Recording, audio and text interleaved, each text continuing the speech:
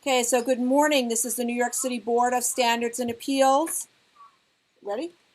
Board of Standards and Appeals public review session for March 16th, 2020, followed by the public hearing for March 17th, 2020.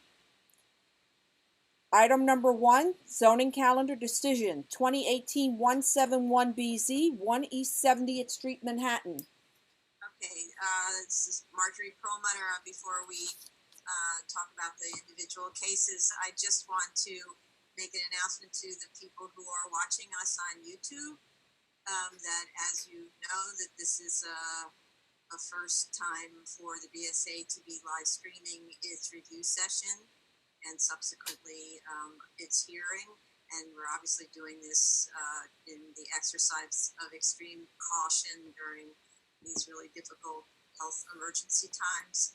And what we're going to be doing is today's review session and hearing will be live streamed as is required by the governor's order. The Governor Cuomo issued an order last week allowing such public hearings to go on through live streaming as opposed to in person. And that enabled us to set this up so that everyone could be working remotely in the first place, and that the public does not need to attend in the hearing room.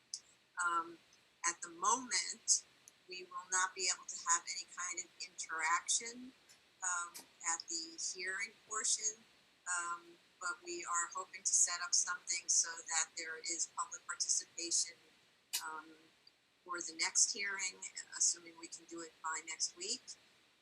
If we can't do it by next week, we may postpone that hearing until we are able to do it.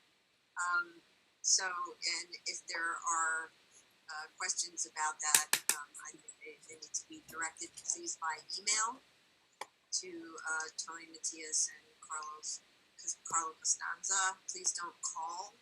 We're dealing with a lot of emergency situations, and an email is the best way to communicate. So with respect to the called item, which is 1 East 70th Street, we will be voting on that tomorrow. We have cleared the environmental issues. Any other comments from other commissioners? Okay. We're not voting tomorrow. We're going to be voting later today. I'm sorry. Today. Yeah, we're going to be voting at the hearing, which is going to occur right after this review session. Thanks for that clarification. Yes. Okay, so I'm going to call the second case. There's no comments on the FRIC, right? So item number 5, 2017-216BZ, 411 Wales Avenue, the Bronx. Okay, with Wales Avenue, this is still an open case, but we do, it's a school, and there was some urgency in getting the decision. We just got a sign off from the Department of Transportation on both school safety and general transportation issues. We'll be able to at least close the hearing with respect to that. Any other comments on the one? No comment. Okay. And then just in general, for all of the other items that are listed on the calendar, as was mentioned in the email, I think, that went around sent by Tony Matias, all of the other items that were ordinarily scheduled to be discussed today at review session or heard tomorrow in hearing will be adjourned or postponed or deferred until the next available hearing, which we will try to do as quickly as possible. We may therefore have a non-usually scheduled hearing day for that, because now it's possible for us to be doing this kind of live streaming event. And so as soon as we're able to have applicant participation and community participation in the hearings, we'll start having additional hearings through live streaming.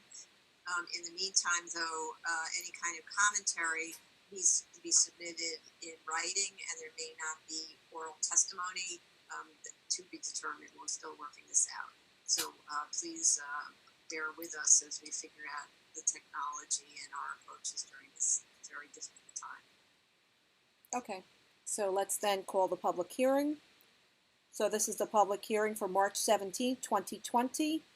Zoning calendar item, decision item, item number 1, 2018-171BZ, 1 East 70th Street, Manhattan. Okay. So with this one, I just want to, because I know this is going to go into a transcript for very likely litigation, I will record. You hear me? Are you getting a lot of feedback? I hear you. Okay. A little inflection here and there. So for the benefit of the court, we are holding this hearing as a virtual hearing in Zoom, which is a virtual meeting website. This is made possible having these virtual hearings has been made possible by a governor's issued executive order as of late last week. In order to mute button. We should all mute and then unmute. Yeah. So the governor issued an executive order allowing for such public hearings to take place virtually as long as there was simultaneous transmission available to the public.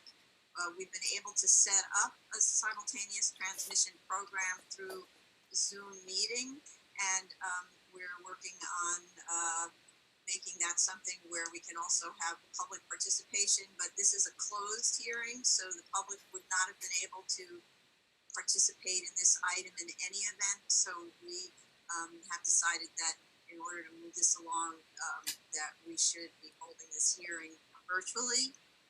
And so I will be reading my comments now. With respect to that, I just wanted the court to understand why this happened this way today in the light of a very drastic health emergency. So at our September 17th, 2019 hearing, the commissioners expressed support for the variance application and the scope of the waivers for this world-class house museum, archival library, and educational institution on this unique site with an existing New York City landmarks designated individual landmark, which requested waivers for height, setback, yards, and lot coverage, supported by the very detailed programmatic needs analysis. The same review included consideration by the commissioners of alternate lesser variance options presented by members of the public and addressed by the museum's curatorial, architectural, and programming team. Subsequently, we adjourned the continued hearing twice to allow for further submissions on environmental issues and heard testimony from the public at the last hearing on February 25th, 2020, after which the hearing was closed. Decision was deferred on March 3rd, 2020, pending completion of environmental review. At the hearings on March 20th, June 6th, September 17th, 2019, and February 25th, 2020, the board heard and read testimony from the public as well as from opposition counsel. Much of the opposition testimony raised concerns about the DSA as designated lead agency and its environmental quality review under seeker, which testimony drew special attention to: 1, the potential for the proposed project to result in construction-related impacts on surrounding sensitive receptors, and 2, the potential for the proposed project to result in negative impacts to the historic resource of the Frick Museum interior as a result of the proposed demolition of the music/lecture room to accommodate special exhibition spaces. The consideration of potential impacts to the building's interior under seeker is required because while the Frick is not a New York City Landmarks Commission designated interior landmark, it is listed on the National and State Register of Historic Places. If the board were to find that the proposed project would result in negative impacts on any area of environmental concern under seeker, a positive declaration would be issued and an EIS, an environmental impact statement, rather than an EAS, an environmental assessment statement, would need to be prepared. An EIS requires public review and invites public comments on the scope of the environmental studies to be conducted. Although all we have before us in this case is an EAS, which under seeker is not subject to public review and comment. The nature of the BSA public hearing process nonetheless allowed the public and opposition counsel, oh no, sorry, a call came in, that's what happens, okay. It nonetheless allowed the public and opposition counsel to comment on the contents of the studies in the EAS, since all of the materials submitted in connection with those studies are in the public record and easily accessed for review. The BSA's process is very unusual with respect to seeker, as most EAS reviews by other agencies occur without any public input at all. At city planning, for example, a negative declaration or other determination under seeker is issued before the application is certified complete and begins the ULURP public review process. Hence, it's not exposed to public hearings unless there's been a determination of a positive declaration, in which case there will be an EIS. And because there was public testimony in this case on potential areas of environmental concern, BSA staff, in coordination with sister agencies that specialize in the relevant disciplines, requested that the applicant improve its analyses and amend the EAS.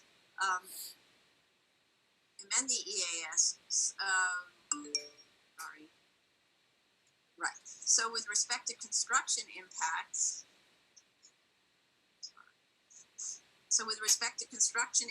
BSA and DEP undertook a second and extremely thorough re-review of the materials following the September hearing and a harder look at any potential impacts. DEP asked the applicants for additional information and required that changes be made to the project. Accordingly, the project provides for implementation of standard noise codes required noise mitigation protocols. So when I say noise code required, it's in the New York City Noise Code that certain mitigation protocols be implemented, as well as additional protocols which were imposed by DEP following project review. Reference to these protocols is included on a set of revised drawings which were submitted at the board's direction, and such reference will be included in the seeker section of our written resolution.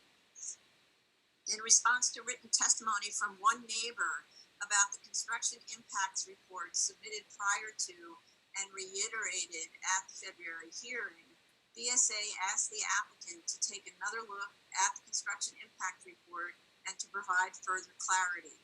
DEP reviewed the revisions and concluded, as do we, that noise levels would be typical for construction projects of a scale such as this one, and therefore no negative impacts under seeker would be anticipated. And I note that the level of study and clarification conducted for this project went beyond what is normally required in an EAS for a project of this magnitude. There was extremely careful study done about these construction impacts. With respect to the Historic Resources Report, in response to public testimony and submissions, BSA took another look at the EAS and requested that the applicant revise the Historic Resources Report to consider impacts to the museum's interior in appropriate detail, using the appropriate standards of review required by the Seeker Technical Manual. BSA issued several comment letters to the applicant, and following its review of the revisions, forwarded the Historic Resources Report to the Landmarks Commission for its review. Landmarks, in turn, issued its own comments and ultimately concluded that the report was satisfactory. BSA, as lead agency, took an extremely hard and careful look at this difficult question of the music room, taking into account the many different sides of the argument in favor of the music room's preservation and of its proposed removal. While the music room is indeed part of the 1934 John Russell Pope renovation, which period is described in the National Register report as the period of significance, the National Register report is silent about the significance of the music lecture room space in particular. The public testimony provided in support of the room's preservation does not focus on the quality of the room as an architectural form or along an important architectural path or one embellished with noteworthy architectural finishes as compared to the finishes on other parts of the Pope expansion or in the exhibition spaces. Instead, the room's primary importance, as expressed in public testimony, is due to its use for music performances, which is a use. Since BSA has no authority to regulate the use of the room, it cannot guarantee that the museum would continue to use it for music performances, even if the space were retained. Furthermore, when considering the room in the sequence of spaces from the entry hall into the garden court and exhibition spaces, the music room does not fall within that sequence, and the visitor is actually unaware of its presence as part of the exhibition experience.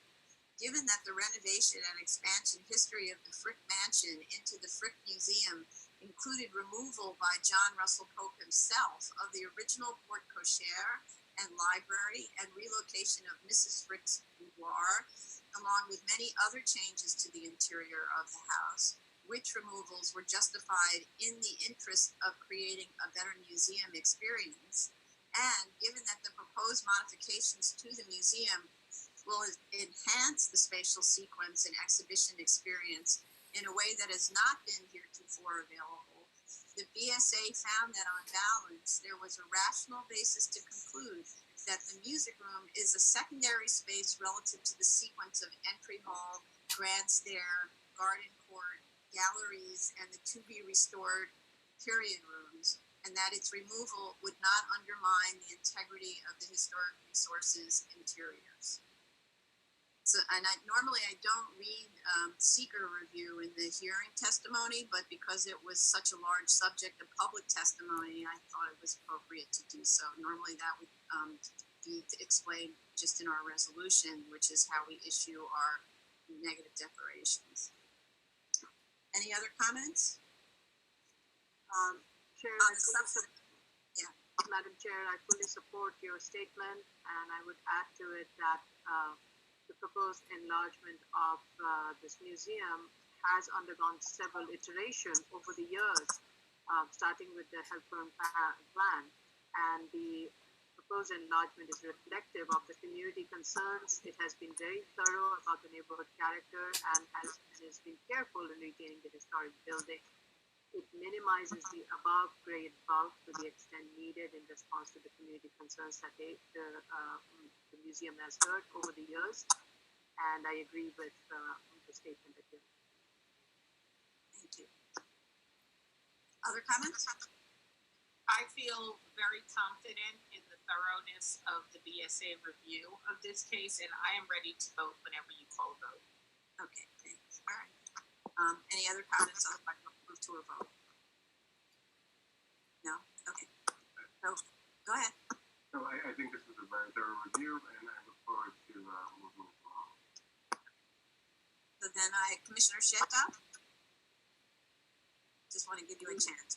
I don't have any comment. I agree with all what is said before, and I believe we did put so much time on this case. We have done a very thorough review, and yep, I believe I'm ready to vote on it. Okay.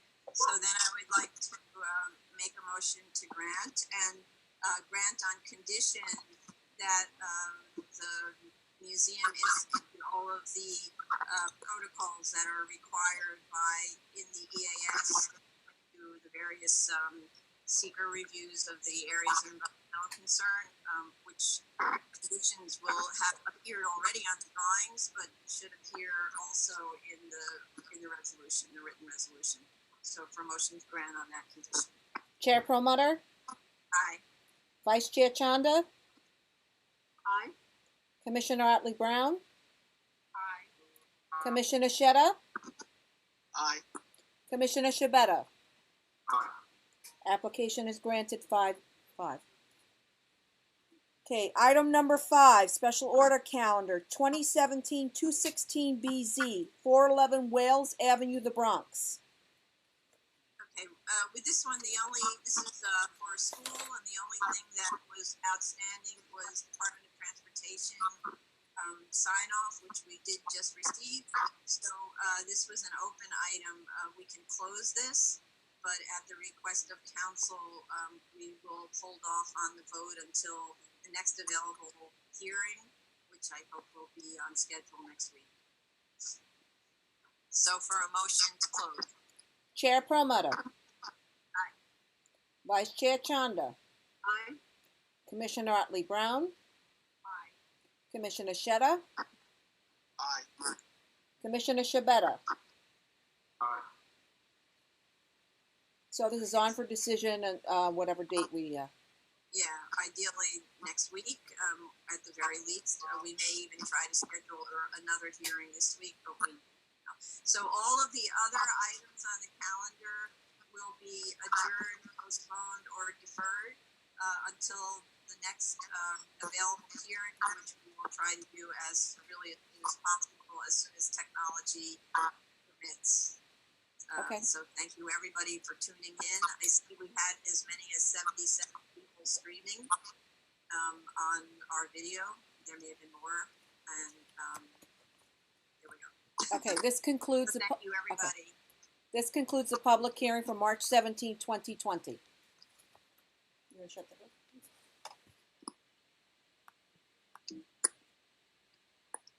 No live streaming.